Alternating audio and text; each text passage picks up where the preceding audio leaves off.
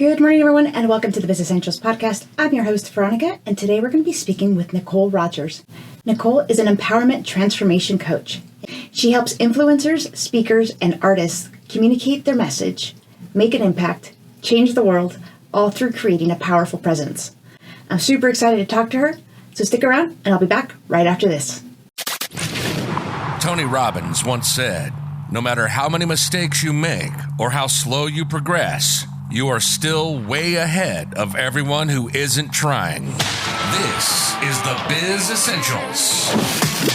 You want to grow, get ahead, keep the spark. Here you'll get valuable insights and empowerment to grow personally and professionally. Isn't it about time you turn your dreams into successful passion projects? Learn how to be productive, be successful, be joyful, and more importantly, be yourself.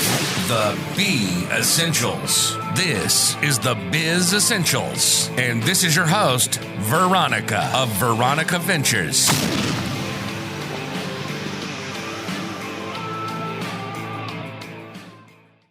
I'm super excited to have you here today because you are all about creating that powerful presence. How do you do that? Tell us a little bit about yourself and what it is that you do. My first career was as a performer. I had a 20-year career in the theater. I loved what I was doing, but I hit a ceiling. I had come to New York to be on Broadway. Isn't that why you go to New York, right? That's the big dream.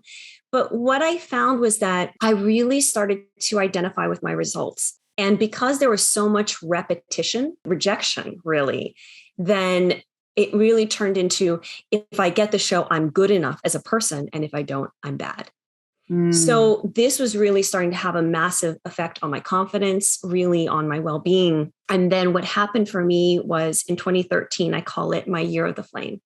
And pretty much I lost everything that I knew of my life. In 1 year's time, I went through a devastating divorce. I lost a dear friend to a heart attack. I was in 2 car accidents on one day, and I was robbed. Wow. And yeah, it really was everything that I knew. It was like a massive bonfire. And so for the first time in my life, I actually asked for help.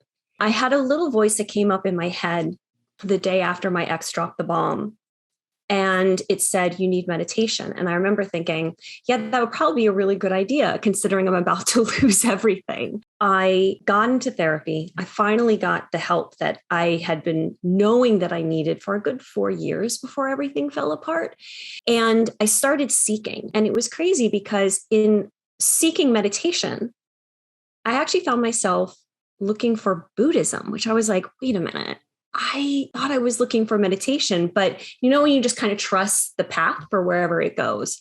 I started trying all these forms of Buddhism, and I went to this support group called the Healing Circle. And I'd never been to a support group before. I was 37 years old. They're like passing the mic around, and I'm like, oh my God, I'm terrified. But when the mic came to me, I decided to do something I had never done publicly, which was to be completely honest and vulnerable. I poured out my heart to everybody there, what was happening, why I was there. And a miracle happened, which was that they came closer. And not just that, but it seemed to open up a space for each person to do the same. After the meeting, I went up to the teacher because I was like, oh, this was so helpful. I'm coming back every month. And he looked at me and he said, that was really courageous. And it was like, I'd never considered what courage was. And I realized that all these years, not just as a performer, but as a woman, I had been wrong. Like I had thought that if I was vulnerable like that and really showed my soft side, that I'd be rejected. But the exact opposite was shown. And that healing circle was actually the beginning, the seed of powerful presence. That's the first time I had experienced it, but I didn't know at that time. I just knew I'd experienced something transformative and very different. I somehow made it through 2013 without dying, which is amazing. And I came into 2014 and I had this feeling of possibility.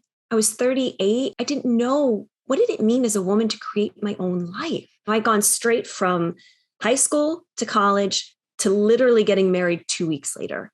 I had no idea what that meant. And so I hired a coach. And that coach was brilliant because she got me back in touch with my childhood love, which was writing. I had placed my writing in the closet. It became something very private, even though it was something that was natural and I loved. So I launched this blog. Meanwhile, I have a complete resurgence in my performance career. And this is after 19 years in the business. Directors and choreographers that had never paid attention to me are suddenly saying, Nikol? And it wasn't just that, it was that I felt different. I felt fearless. I felt like I could make mistakes. And I was like, this is radically, radically different. So my coach says to me, okay, now you've got to monetize the blog. And I'm like, what's that mean? I think I was doing a production of Little Mermaid at the time.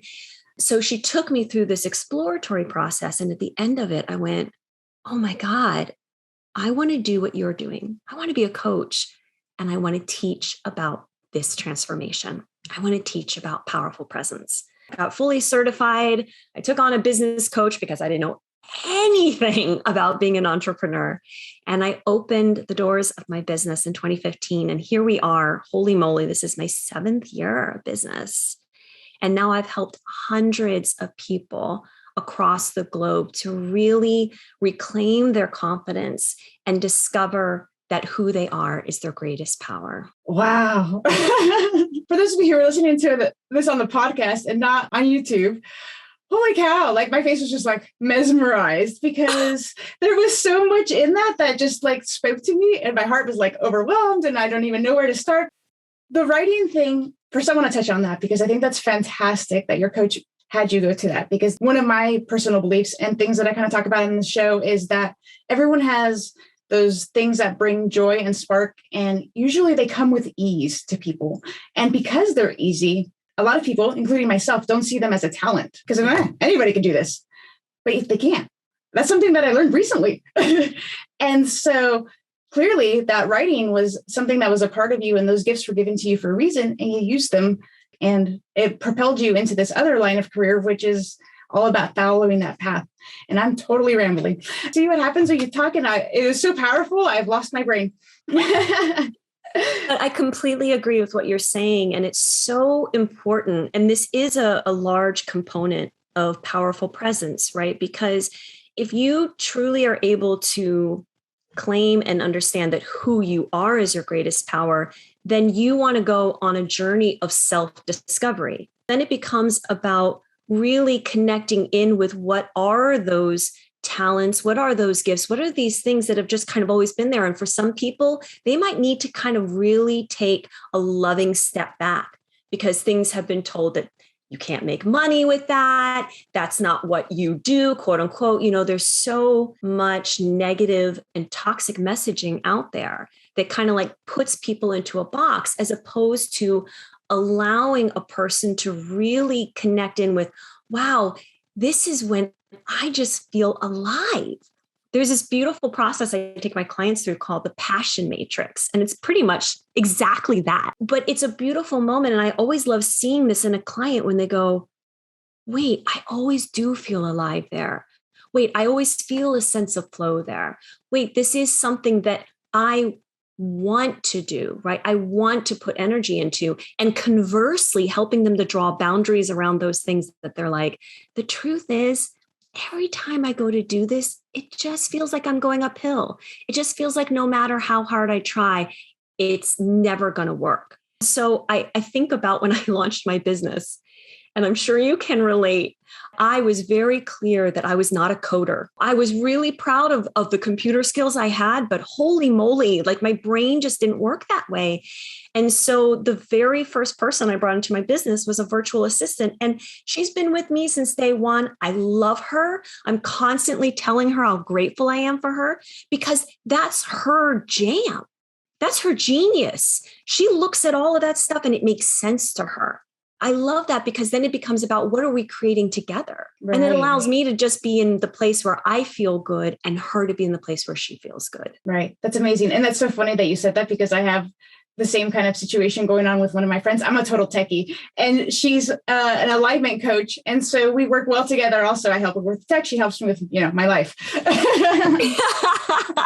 That I'm not so good at. Tech, I get. So when you work with your clients and help them create that unstoppable confidence, that powerful presence, Where do you begin? I love that. And I'm going to mention this now. I know we'll revisit it at the end, but I actually have this really beautiful process around reclaiming your confidence.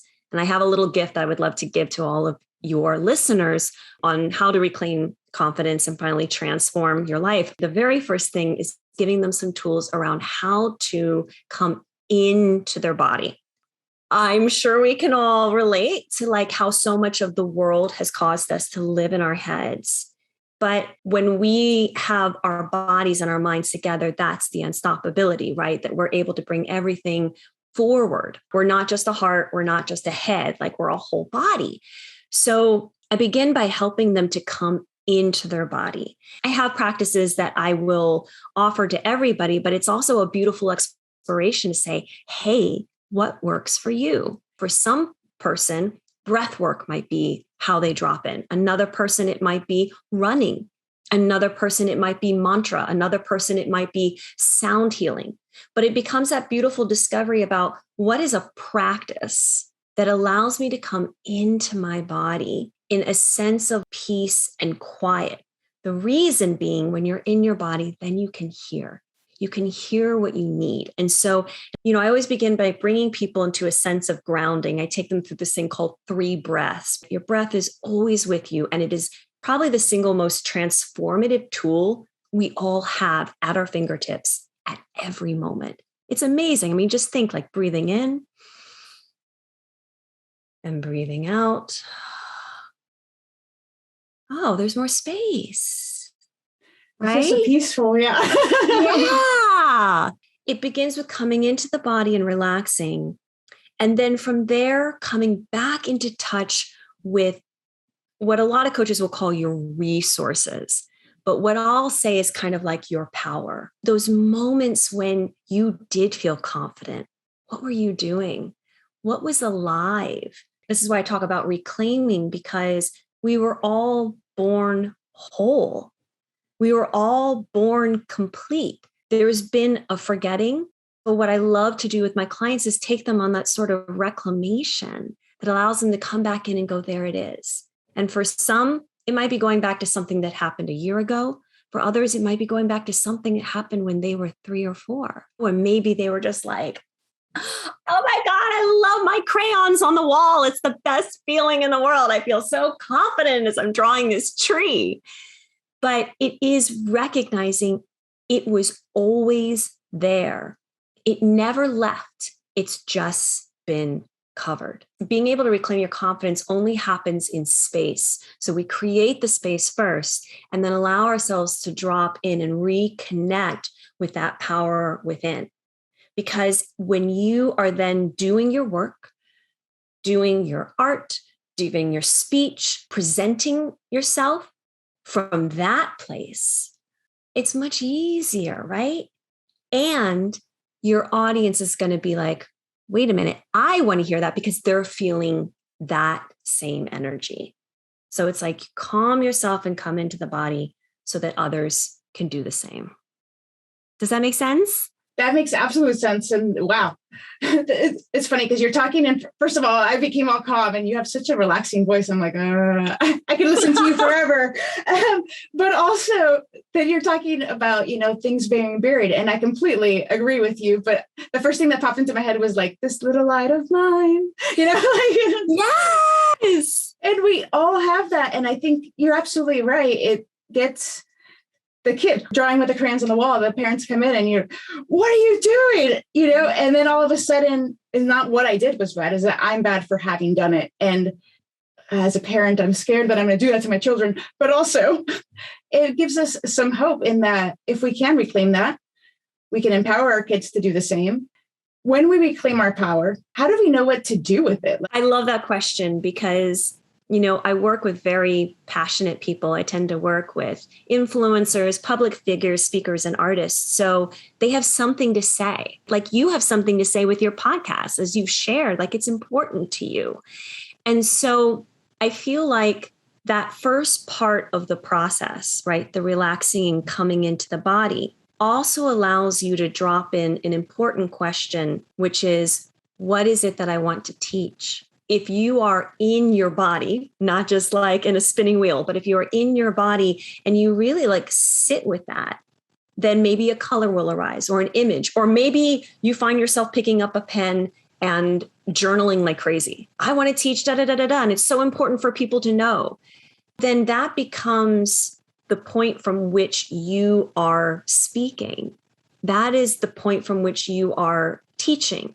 And the reason that's so important is because it's based more on your values. What ended up happening for me was I found my home in Zen. I tried many different Buddhist practices, but when I found Zen, my whole body just said, yes, this is it. The one that was so transformative for me was that I have a Buddha within, that I have perfection within. Then it was like, wait a minute, if I have perfection within, then I'm going to be okay.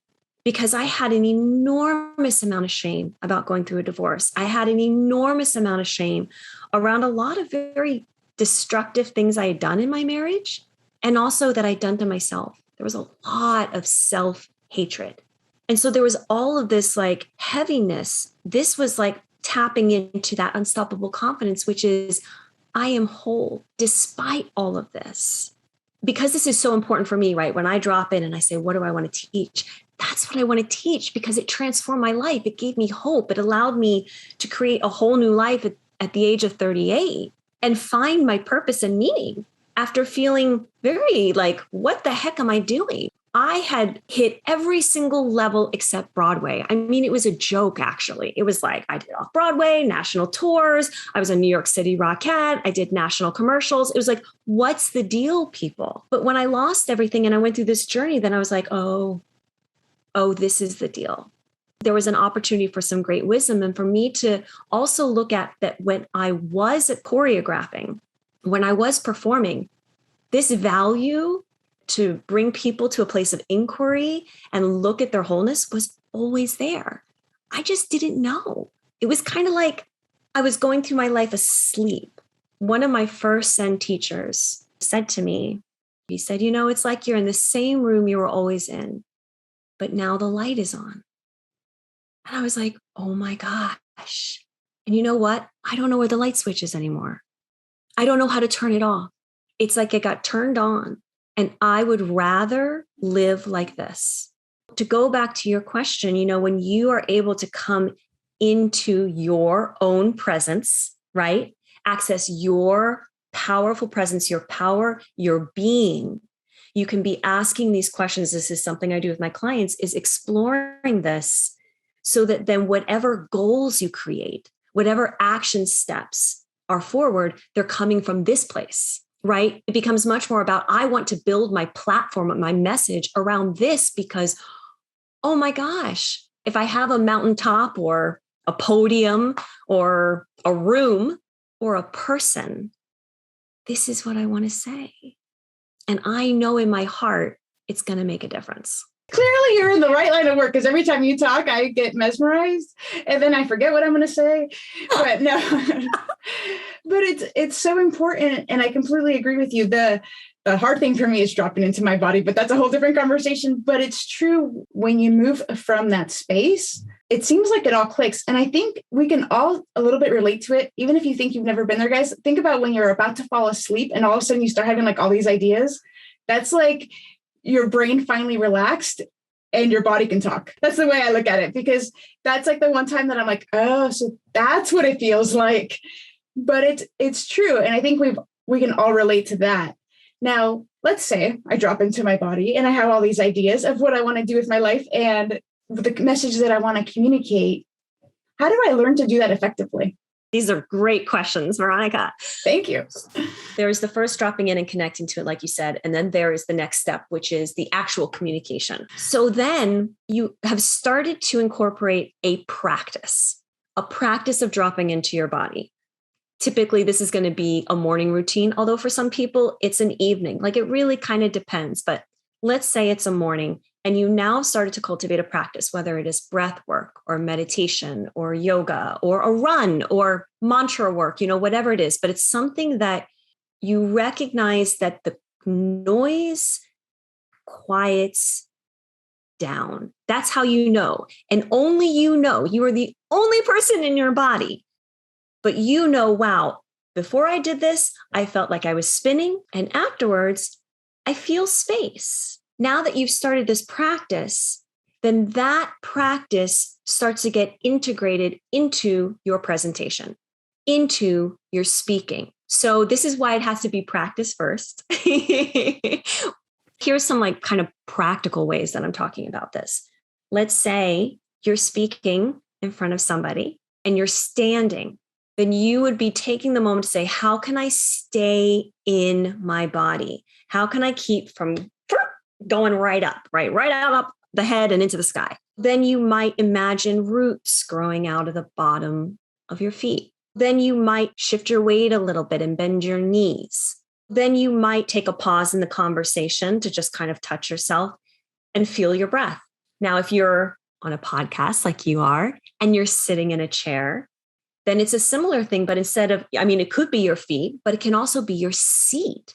Mm-hmm. It's like, what are these places that connect with the earth, which is the ultimate grounding force? It becomes like, how can I connect to the earth, whether I'm standing, sitting, lying down, however it is that you are presenting. But that becomes the practice that you then incorporate within your presentation. I think I got it all. We need to make sure we connect with ourselves is the very first thing. So I have a long way to go, is all we're saying. You're doing it right now, literally. True. So we connect with ourselves, we get in touch with what it is that brings us joy, and we start developing a practice of connecting with that, not just the joy, but connecting with ourselves on a daily basis. And that will kind of lead us on the right path to formulating our path, for lack of a better word. Yeah, because remember that exactly what you said about there's the 4-year-old with the crayons and, oh my God, look at what I made. This is so great. And then, like you said, there is some sort of parental figure that comes in and shuts it down, right? That sort of parental projection becomes kind of like an ongoing loop in the head. And it can be projected onto culture. It can be projected onto relationships, but it becomes something that's kind of like going all the time. So how do we disengage from something that is so prevalent, especially if it was from our own caregivers, which for most of us, it was.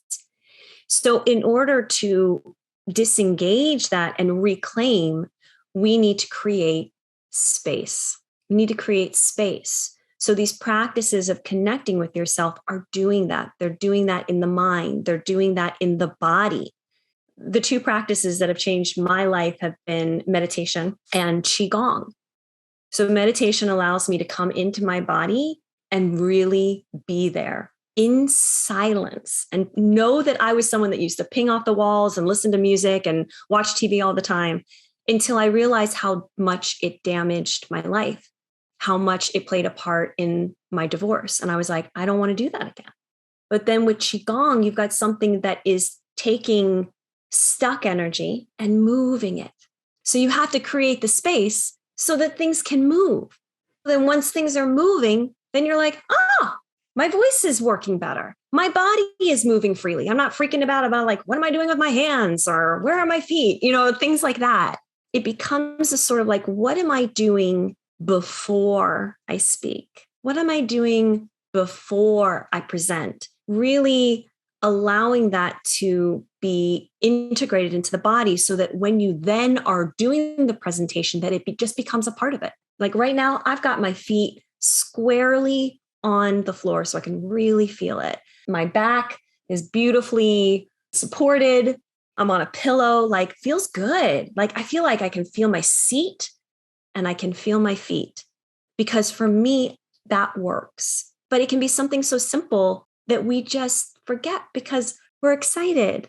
So it can be basic, which I'm like, whew, what a relief. Thank God. Okay, Nikol, I can start with having my feet on the floor. Yes. I can start by breathing. Yes. I can start by asking questions about what are my values and what do I want to teach. Yes. Like, whew. And to trust that whatever arises, right? Whatever has been blocked, Whatever's been taught to you that is toxic, it will arise because you've created space, but it'll arise to be healed. It'll arise to be integrated and brought back home. And that is good. No, just kidding. Before we get started on all of that impactful stuff, I want to ask you, what is Qi Gong? I've never heard of that before. Have you ever heard of Tai Chi? Yes. Tai Chi had its roots much more in the martial arts. Okay. But it is healing. Tai Chi is 100% healing, and it has this martial arts part.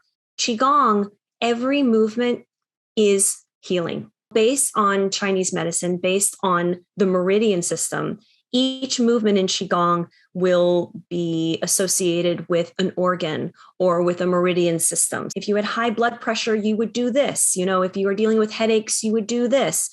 It's medicine, but it's energy medicine. The last 2.5 years, I've been going through this crazy journey around healing mold toxicity, actually, in my body. And Qi Gong has been the practice that has absolutely saved me, because I had all kinds of stuck energy. I was having migraine headaches. And for any of your listeners, or if you've ever had a migraine headache, they're the worst. They're debilitating. There's nothing. It's just you and the pain. Qi Gong has helped me so much with healing that and healing my body. And it's radical. I think it's the most amazing thing. That sounds amazing, actually. I'm going to have to try that, because I was going to mention for our listeners out there, if you can't do meditation, because meditation is really hard for me. I'm sure someday I'll get there, but meditation is super hard. But yoga I can do, because there's movement. There's something for me to do so that I'm not just up here. And so Qi Gong sounds like it would be a really good, not necessarily transition, but another supplement to kind of help with that. So I'm definitely going to look into that. Absolutely. And that's why I said at the beginning, it becomes about a self-discovery. Because like you said, you're like, meditation, not happening. But yoga, rock and roll. Again, it's how do I feel before and how do I feel after? You then are the one that knows, right? You're not relying on somebody else to say, well, Veronika, you should meditate. When you're like, I tried it, it doesn't work. You know what I mean? Then it becomes about a should. A big part of powerful presence is self-trust. It's trusting that you're like, this is not my practice. And you will know, because like you said, it's a yes. Movement can come in so many ways. It can come through exercise. It can come through yoga. It can come through a guided meditation, but it's that things are flowing in the body again. Yeah. You're mesmerizing. I know I've said that a bunch of times, but every time you talk, I'm like, I could talk to you all day long, I think. Before we wrap up, is there any final thoughts, anything that I may have missed? Is there anything else that comes forward that you felt like was really important to cover? Well, it's funny that you say that, because there's a question that's been beating around in my head, and I'm like, go away. Oh, no, ask it. Okay, let's talk all about me. Awesome. And I know that there's a lot of people that can resonate with this, because I belong to a lot of Facebook groups, but I've had trauma in my childhood. A lot of it. If you ever listen to any of the podcasts that I've been on, it's like, So when we talk about breath work or getting into your body or finding your true essence, that's really hard for me to even think about doing. Yeah. Is there anything that I can do to kind of work my way there? I know that it has to be done carefully and with conscious effort, or else you're going to go into a whole flooding kind of situation, and that's no fun. Yeah, this is such an important question, because, I've been a Zen practitioner practicing Zazen. So Zazen is probably the most austere of the meditation practices. I mean, it is silence and stillness, right? So for you, you're probably like, oh my God, I'm in a cage, right? And one of the head teachers, the senseis, is also a very dear friend of mine. She was witness at my wedding. And I remember we were having a conversation, and she said, this is not for everybody. No way. We never come forward and say, oh yeah, everybody should be doing Zazen, because it is so quiet that it creates an enormous amount of noise. And so if there is not that trust that you talked about, that I can hold the noise and I'm okay, that's the most important thing, then it's just going to be horrible for you. And it's just going to erode the self-trust, right? And I will just be completely transparent, let you know that I'm working with a trauma therapist right now. part of this health journey with me has also been a fertility journey that has been terrible. IVF didn't work. I had a miscarriage last year. The happy news is my husband and I are now looking into adoption, but it has not been pretty. It has not been pretty. And so I fully recognize and respect the container of trauma, and that it becomes about, again, what is the baby step for you? What is the small step for you? And recognizing what helps me, again, be in my body. What allows me to just kind of feel like I'm breathing a little bit more. I'm just such a firm believer that this is unique to each person. I have a couple clients who have ADHD. They really need exercise. Like one, he will go to the gym and, oh, it's so good. Like he feels like he's gone to the gym, he's lifted weights and it's moved things. You know what I mean? Like He actually feels like I'm in my body. He knows that that's something that's vital for his mental well-being as he is in therapy and kind of unpacking, what does this mean? Where did this begin? I feel like there's that piece. And then here's the other thing. I have a course called Powerful Presence. And I have this amazing cognitive therapist named Tom Tynan in there. And he goes through with inner child work. And what I love about his work is that it's all about bringing the child back home, right? Like you said, like I imagine before that event happened, there was a lot more carefreeness. Your innate wholeness and innocence was free before there was a trauma. In his work that he does, he takes everybody through a process of just kind of first connecting with your values, which is really nice. You start with something that feels like really yummy and juicy and empowering. And then it's just kind of recognizing that the behavior of those caregivers and the adults in your life was inappropriate. And most likely was something ancestrally that they've just passed down, right? It becomes this unconscious loop. Like I had one client that said to me recently, I just realized it's not my fault. And this was radical for her.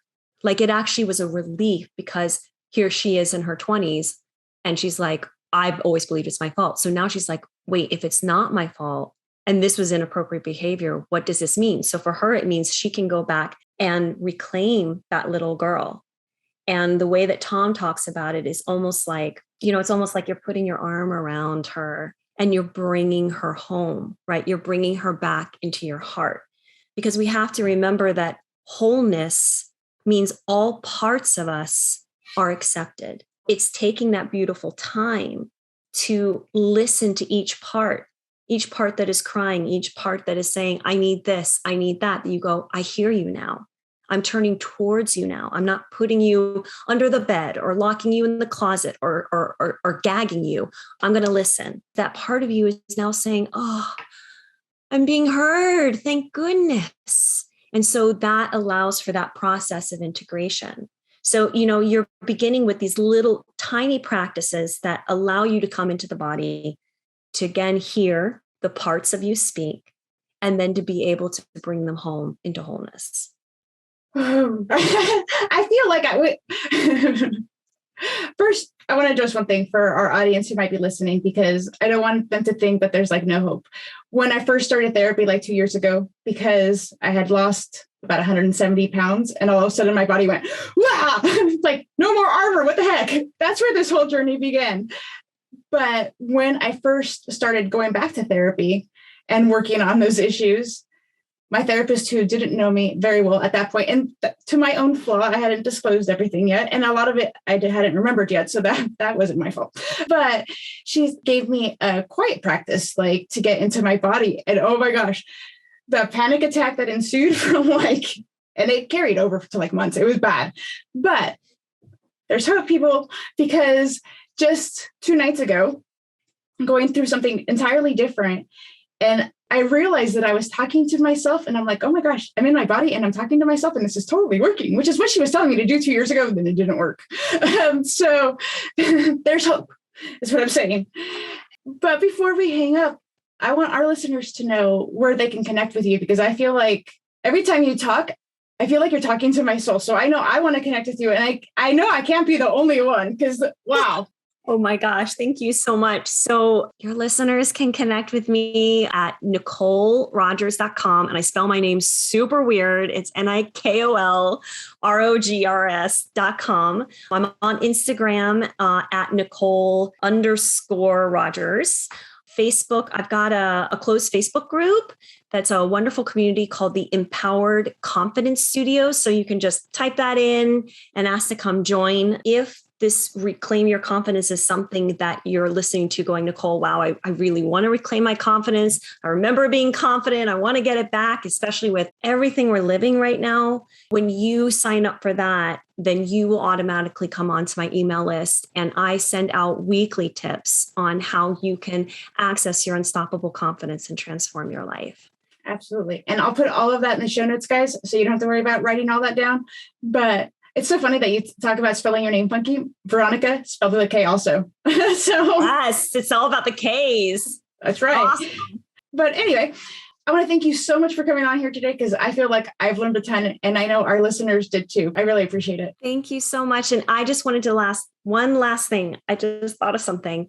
Absolutely. Which is when you talked about there is hope, it was so beautiful, because what it does is it places your listeners on the journey as opposed to the result, to recognize that it is one little step at a time. It is one little breath. And all of these things add up. You know, you're beautiful proof of that, Veronika. And I just wanted to put that last piece in that, you know, we can kind of create space away from this patriarchal model that tells us that we have to do it in a certain amount of time. The result looks a certain way. And instead be like, no, what is my journey? I'm going to take a step today. Maybe today I'll rest. No, I'm going to take a step today, step tomorrow. You know, it becomes then about the process, the practice, and it just feels like such a beautiful relief. That's wonderful. And thank you so much for that. That meant a lot to me, actually. And through my personal journey, I feel like there's a lot of inspirational people out there that I would listen to, and I would go, well, I can't do that. Like, you're already like this mega like person, and that's impossible for me. So I wanted people to be able to look at my journey and go like, she's a mess. If she can do it, I can totally do it. Yeah. For them to know that they're not alone. Absolutely. Yeah. Because there's a lot of people I think need to connect with themselves, because if everybody connected to their true self and did what brought them joy and gave them passion, this would be a much different and much better world. I agree. Awesome. Well, thanks again. And guys, I'll be back to wrap up the show right after this. I know I said this a million times during the interview, but wow, I learned so much from Nikol, and I'm so glad she was on the show. She really spoke to me on a personal level, and I hope she made an impact for you as well. Thank you guys so much for joining me today, and I'll catch you next time on the Biz Essentials. You've been listening to the Biz Essentials. Thanks for listening to the show. We hope you've gotten some useful and practical information, learning how to be productive, be successful, be joyful, and more importantly, be yourself, and turning your dreams into successful passion projects. By listening to this show, you've already set into motion the most important part, starting. So it's important to catch the next episode. Make sure to like, rate, and review the show. In the meantime, hook up with us on social media at Veronika Ventures and at the Biz Essentials. Till next time, this is the Biz Essentials.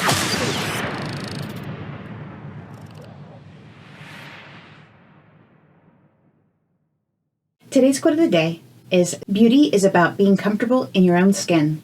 It's about knowing and accepting who you are. Ellen DeGeneres. Remember, only you are uniquely you. Be out there, be joyful, and be yourself. Thank you guys so much for joining me today, and I'll catch you next time on the Biz Essentials. Bye.